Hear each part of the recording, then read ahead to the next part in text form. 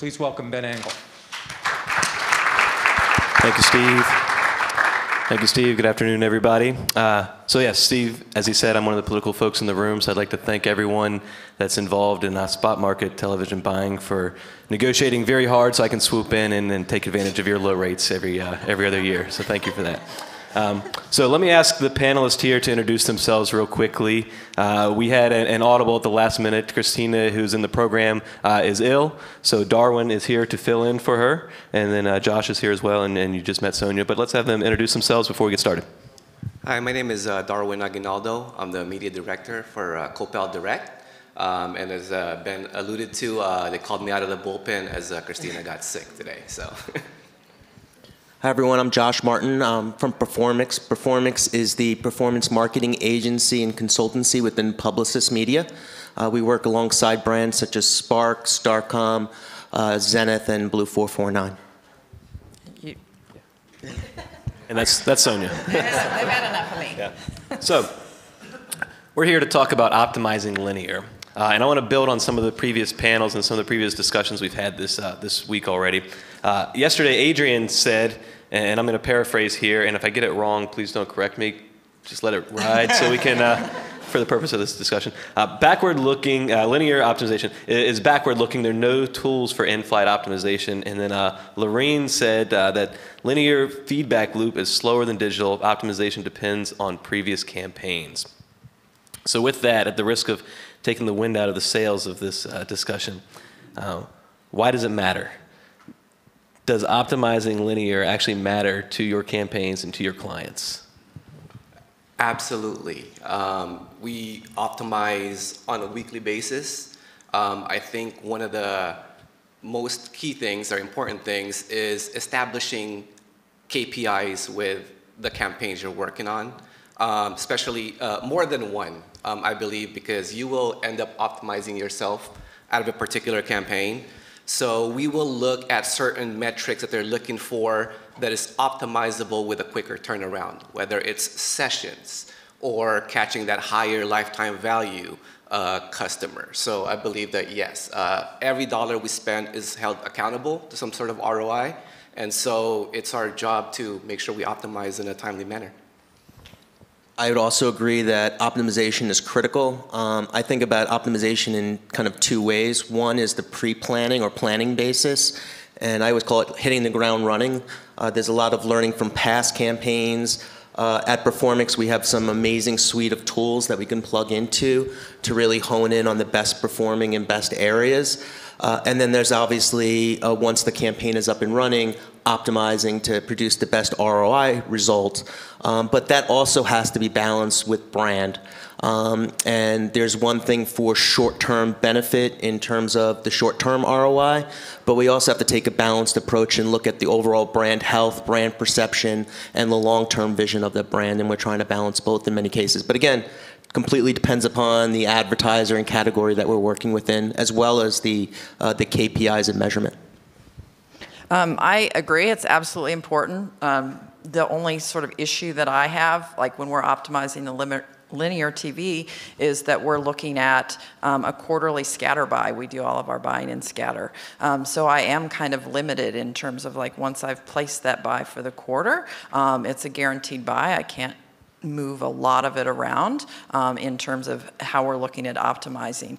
And plus, we optimize based on that cross-six data that I showed you. So we do quarterly have networks. It's not unusual for us to drop networks in and out, but I am limited by the buying constraints of the industry and the marketplace, as well as the data that I'm provided. I'll just add to that. I think one of the beautiful things is there's a marketplace that I'm assuming Darwin and I both work against in the wonderful world of direct response television that allows and facilitates very quick optimizations. You know, within 5 business days, I can completely change the plan based on what's working or what's not working. So it obviously depends what partners you're working with and what media and marketplaces you're working with as well. So I'm interested in what you guys said about how, essentially how quickly you can do this, a week, 5 days. We'll come back to that. Do your clients understand optimization when you talk about it to them? Or is this just a fancy way to tell them, oops, we missed the mark on this one, we're going to make a change? I would say for my clients, they're very heavily invested and involved. We work across large Fortune 500 brands, but also brands in which are new, and every dollar matters tremendously, if you would, very similar to the Cut Golf story, where that $20 they're investing in that influencer better work or else. And I work within that environment as well. Agree, yes. A lot of the clients are now well versed into what we do. I think, a couple of years ago, 3-4 years ago, if you mentioned Nielsen's competitor, they would say, what is that? No, we want to use Nielsen. But now you use other measurement platforms, and they are very well aware of it. So they are aware of what optimization is and how it's a key component to campaign. Again, because our main thing is making sure that whatever we spend, it's held to some sort of ROI, and we're spending it responsibly. Yeah, and I'll just add on to that, like my client is very interested in how we're optimizing it because just based on the standpoint, like they don't care about the women 25 to 54 that we buy on. They care about that cross-sex data in terms of who we're converting to the drug and how we deliver on that ROI. So if I can deliver a buy that's that much more targeted for them, it's that much more likely to deliver on that ROI KPI. So if you notice in the program, the first couple words of our session mentioned old TV. Old doesn't imply quick, right? How do you, in 5 days a week, optimize a linear schedule? What tools are you using? What data sources are you using to make these decisions? So we use different tools, and I'm sure you guys can relate to this. Certain tools, you may use that tool, but then overlay it with a secondary tool or a proprietary tool to really get what you're trying to learn. So, we use several tools in-house, well as proprietary, Python, R, so I have a couple of those. So depending on what we want to learn, if we're trying to learn creative learnings, we might use a different model or a different way to study that. If we're looking at media mixes of how linear and CTV go together, or network A versus network B, how they work together and deliver the results, we might use a different tool for that as well. So yeah, there's no one hard tool that does it for every campaign. Yeah, I mean, Performics is based on and believes in the relentless pursuit of results, and we have our proprietary tools from a post-campaign optimization or in-campaign optimization that we call ARM, or Attribution Response Management System, and it works alongside buy systems such as Core Media. But we're not married to one specific tool. We have to leverage whatever the best finding, best learnings, and ultimately the best result. But I think so much of the industry, especially in direct response, is concentrated in campaign optimization. And I think we forget about the optimizations that could occur in a pre-planning basis. And I think this is really where, at least within my agency set, from Publicis and Performics, I think where we really stand out, because we have lots of great unique tools that can really point you in the best directions to start with. So it's not like you're starting from ground zero. You're actually starting from a really strong place. One of those tools we call PEAL. It stands for Performance Engagement Attentiveness Levels. It measures the network's performance against, is the audience concentration there? Are the viewers watching the full commercial break? Are they staying tuned for the full length of the program? And then we also overlay that with our database of results from 200 active campaigns a year, looking at what is the response rate like? What is the pricing like? Do they have available inventory? And then we also have another tool called TARDIS. And this is a really unique tool. It's kind of programmatic applied to linear, but it's really understanding, often based on reach or based on a cost per result, cost per lead, cost per sale result, and optimizes the media mix and the station network mix and the day parts based on what's going to maximize reach or maximize the performance of the campaign from a pre-planning basis. So Josh, I want to focus on this planning piece of it. In our pre-call, we talked about what I like to call the application side versus the academic side. And I come from a different background, being in the political industry, than these guys do, where the planning piece it doesn't always match the execution for any wide-ranging number of reasons. But Josh said that his does.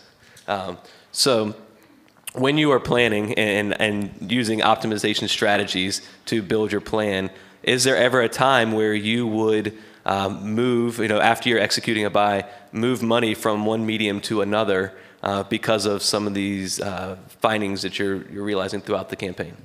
Absolutely. We believe in holistic media planning. We don't work and try not to work in our silos.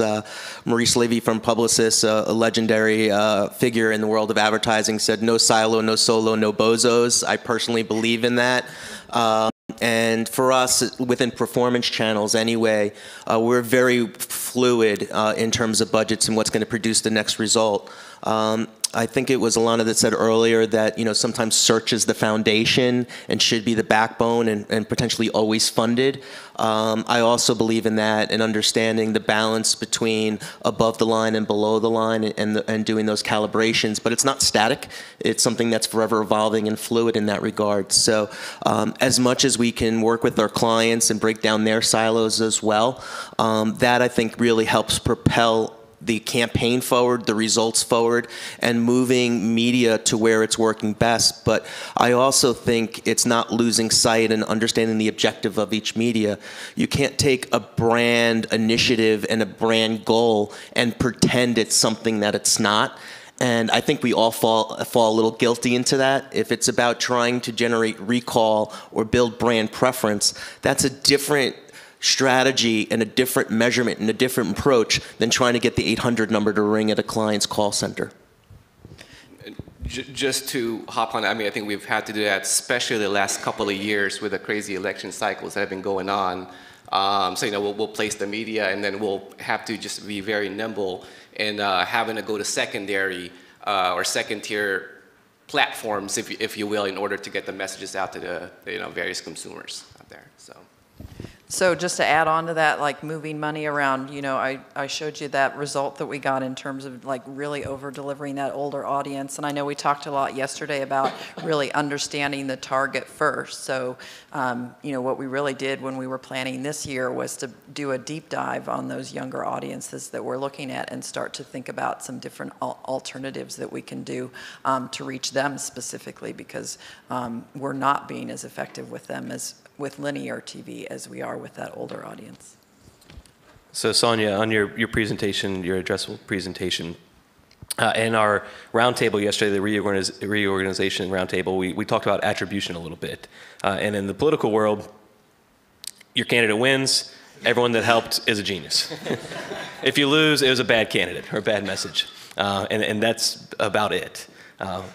How can you attribute, sales growth or whatever performance measure you're after to that addressable campaign, and how would you optimize going forward after you've learned what you've learned? Well, we're not that crazy different. If it goes right, everybody's amazing. But yeah, attribution is a problem for us. From the standpoint of especially for a pharmaceutical, there's so many more factors that go into it. Like, the person has to recognize that they're a problem. They may or may not research online. Then they actually have to take that additional step. They actually have to, not talk to their doctor, determine if that is actually a viable solution for them. Then they actually have to go to the pharmacy and fill that for that specific. So there's a lot of steps that are go into it that make it a little bit different than maybe just, advertising for, a candy bar or something like that you can run out and buy. So it's a little bit different in terms of that attribution of how we think about it. But, I think someone earlier today said, talked about how proxies that we use. So we use proxies in terms of like driving people through the funnel and how they're interacting with the website to think about as a way that we're getting people to engage with the brand. But then we also use Crossix data to help tie us back from actual prescription all the way back to that advertising exposure. So that gets us probably about as close as we can reasonably expect in terms of actual attribution. I think one of the challenges, it's interesting, pharmaceuticals, it fits in that as well, is if you look at the definition of direct marketing to a certain extent, there's a notion of immediacy of that response. And historically, that immediacy was so key to driving those optimizations. And I think the world is changing. You heard it earlier. Is having a 4-minute response window appropriate? Is it 20 or is it 6 days? Is it 30 days? And I think understanding relative performance between different media partners versus absolute performance is something that we also have to take a much closer look at. But I do think the immediacy of response is changing very drastically. And especially I've done a ton of different OTT tests. And if you looked at your traditional response patterns and even traditional calls to action, whether those be phone-based or a direct URL with a promo code or something of that nature, we don't see the immediacy payoff there. It's not meaning that it's not working. Chris, I think, alluded to the fact that he saw with that infused data that OTT is working really well. But if you stick to the containers of the past and you're only looking at the ways that you used to measure and look at those close affinities in terms of immediacy, I think we're all going to fail, and it's going to point you and lead you in different or wrong directions and wrong decisions. But that is, I think, the greatest challenge because it's all new, but really understanding the immediacy and the impact on consumer response. I always say, like, prime broadcast was never worked for direct response, and part of it was pricing, but part of it was the fact that consumers were just so clued into what they were watching, they didn't want to leave This Is Us. I don't know why we always say This Is Us, but The Simpsons. Didn't want to leave The Simpsons to take action and go to the website or go to the phone. But it didn't necessarily mean they didn't take action. They probably took action on the Monday morning when they're at work. It's the CFO's worst nightmare. That's why we traditionally see the highest response levels are always on a Monday. And it doesn't mean that Friday and Saturday and Sunday are not working. It just means that we're not measuring it very well. Completely agree. And I think it's one of those obstacles that I don't think media agencies or marketers themselves can solve by themselves. We're fortunately have enough clients that, we tell them our obstacles and they are able to gather data. They're able to follow people from the moment they went in the top of the funnel all the way to the bottom and give them some sort of ID, and we can then tie that back. So we kind of learn behaviors, because I think you touched on this, one of the biggest mysteries out there is how long is a tail of a big network prime spot versus a small spot on a diginet. So I think working together with the clients to establish just gathering as much data as possible from the top to the funnel, as far as I can follow it, will really help with attribution and how you plan your media plans together. From an organizational perspective, how do you manage optimizing linear TV in your office? Who's responsible for it? Who reports to the client, et cetera? Well, it all starts out with our data scientists, our analytics team. It then goes through my desk, and we go through because not every week is going to be the same. There might be a counter programming, or you might have landed, if you're buying ROS schedules, you might have landed in a less desirable area. So we will go through with a fine-tooth comb as to what is real data. So it might be a little too early to gather. Look at the creatives, if it's the correct creative, correct message for that particular show or program. I then go with my recommendation to the account executive who handles, who speaks directly to the client.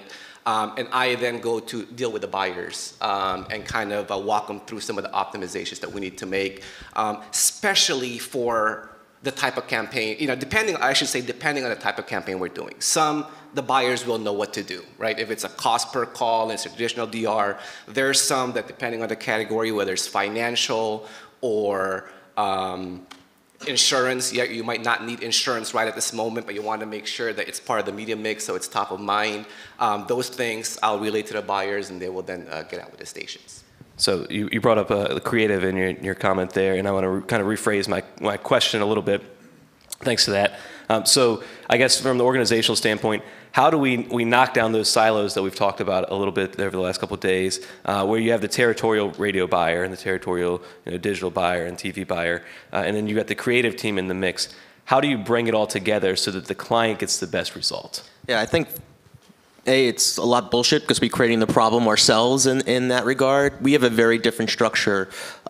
We have what we call an interagency team that includes both partners and all stakeholders outside of the direct agency and within.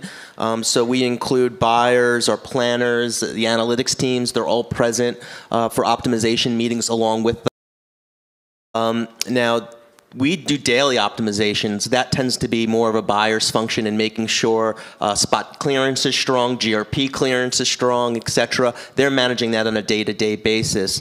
The analytics teams working directly with the planning teams are looking at facilitating more of the weekly optimizations and more significant changes to the plan that's communicated to the client and also gets their buy-in. We're completely transparent why we're making that change, and I think the greatest value as a media services agency that we could provide is why are we doing it and what's the implication and the upside that you should see from it.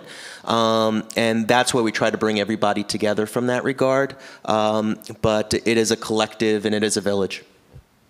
From our standpoint, we're set up pretty much like a standard agency where I'm the strategy lead. So, if you want to talk about that one throat to choke, it's probably me in front of the client.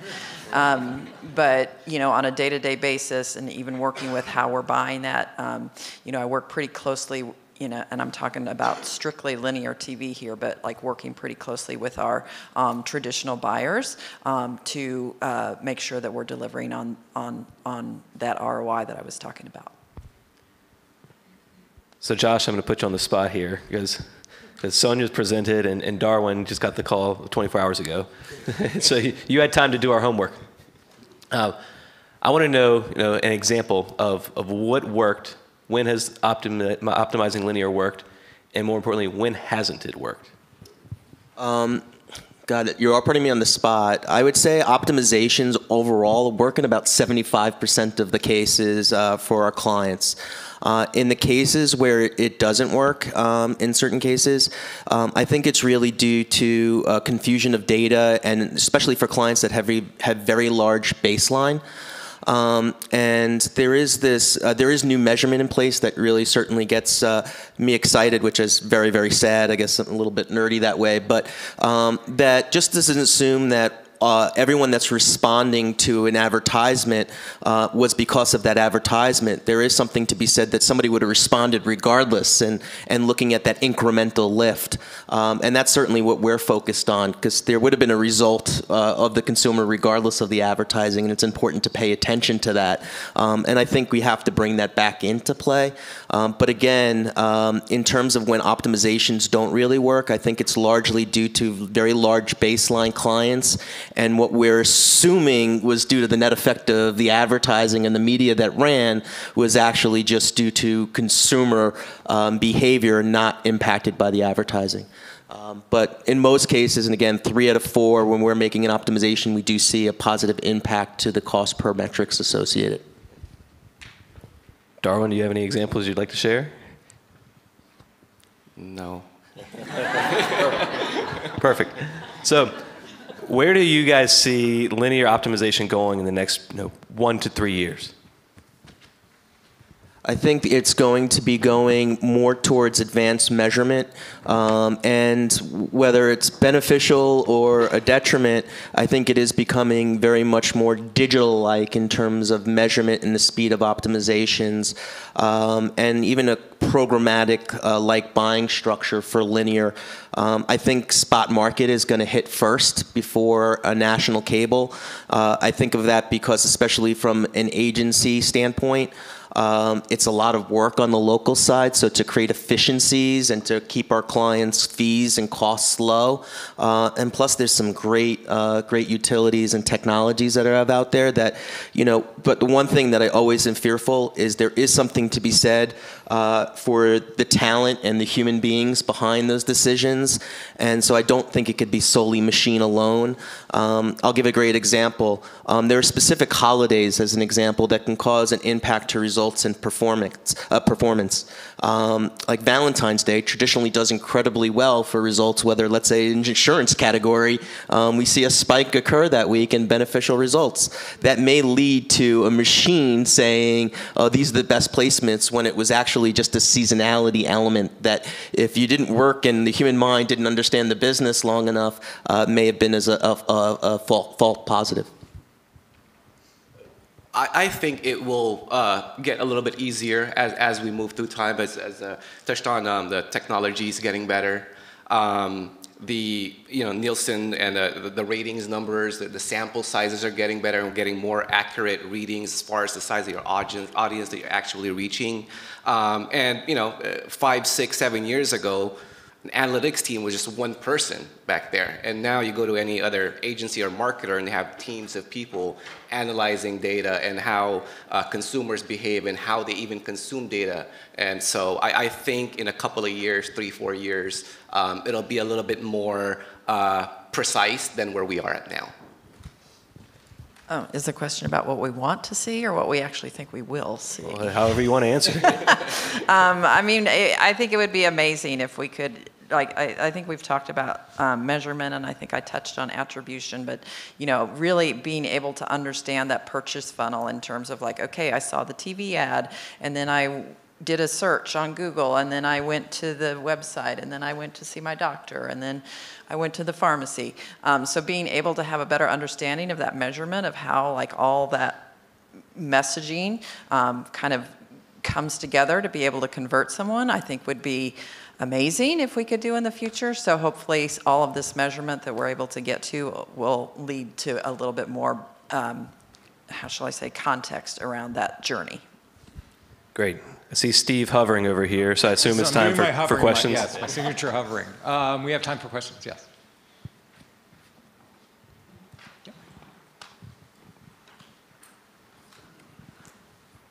Hi, I'm Nicole Interlandi from Assembly, and my question is for Sonya in particular. Did you have any benchmarks or expectations from either personally or from Crossix or from Charter in terms of that in-target or treating in-category percentage that you saw, given that this was meant to be a highly targeted household campaign? Really the only benchmark that we had was what we were doing with the national campaign. So I showed you kind of what we typically see as about like that 120 targeting index that we use for the national. So the fact that we were able to get that 140 with the addressable, I felt was a win. So benchmarking it against what we can buy as the national was really kind of the only thing we had to work with. I wanted to put Josh back on the spot. You mentioned that they don't work. Some of the optimization does not work when you use the phrase data confusion. And I sort of wanted to tease that out a little bit because I wanted to get at the mountains of data that are now coming at you, that you have all of these providers offering up to you as everybody's flooding, as vendors are flooding into the space. What sort of data confusion, but more broadly, I'd like to find out from all of you how you're vetting and handling the new wave of data that's coming at you. So much is dependent on the client category, to be quite honest, and the specific client. I work with a very large online ticket and concert client, and if you just did measurement in kind of the traditional pathways, you wouldn't realize the effect that Taylor Swift concert would have in a given market, and that would totally corrupt the data. It wasn't the media that performed, it was Taylor Swift that performed. So even doing traditional match market testing alongside some of the advanced attribution, to me, is still a necessary form. But again, so much is dependent on the client category. We have a brand new client, first in market, featuring fairly traditional response calls to action, very little baseline. And there, I feel very strongly that the accuracy of measurement will be very strong. It is very strong, and we're seeing every week the optimizations are indeed working. But as the other example with the client with extremely large baseline levels, if you just looked at the data week to week, you'd be making a lot of wrong decisions. Did that answer your question, Steve? Yeah, I think so. Ben, panel, we're going to move this into a roundtable in a second. Thanks very much, guys. I just want to mention, there's a question over here. She had her hand up for a really long time, right in the front table, Steve. No worries. Hi, Christina Kramer-Krasselt. So DR-wise, we know that optimizing linear can happen all the time. Given that and that we're using technology to try and better our clients, do we see, or do you think, and this is going to be biased since you both are DR, that our traditional upfront scatter clients will start to move more towards a DR mindset rather than laying in scatter upfronts that you can't cancel? Are you going to start to move away from that so you can optimize moving forward? It's already happening. I see that a lot now, that a brick and mortar will add a call to action in a website just to fit in that DR category, just because of the flexibility, right? I mean, there's going to be certain areas where you want to be in an upfront. You know, the certain networks that are just so tight that you will never get on there, even if you're paying top-notch DR rates. But the main thing of that, again, is the flexibility. And I think we've been able to position ourselves that depending on that particular client, especially the traditional DR accounts, is flexibility, we feel, is one of the most important parts of a campaign, is the flexibility of that. And I think upfronts are going to change in that they're going to be more centric around integrations, leveraging the talent, and quite frankly, do what brand does best, where more of the spots and dots and the tonnage should go through, I would argue, the DR marketplace, and not even the DR marketplace, but just transform the marketplace of TV buying to be more DR-like, and that's just about flexibility and moving to where the eyeballs are, because there is rating deteriorations, or where the leads are. Yeah. Oh, we got another? Nope, we'll keep going. Remember, you have to act within the first 30 seconds or you miss out on the special sale price. Thank you. Simona is Experian. My question is more so for Josh. You alluded to that earlier, but I was curious, what's kind of your secret sauce for eliminating false negatives or false positives and not being too reactive when you're optimizing? So for us, it's really about trending. And not, in essence, not being too reactive. So, for instance, if you see a network have down performance in a given week, does that mean the network is no longer performing, or is it an anomaly? So for us, it's really measuring the trending, looking at the behaviors from last year's campaign as an example. But really, it's about the trending and what we're seeing over a consistent pathway of time, where we feel the confidence in the change would result in a positive list as opposed to a faulty positive. Now we're going to go to roundtable. Ben, panel, thank you very much. Thanks, you guys. We're going to move to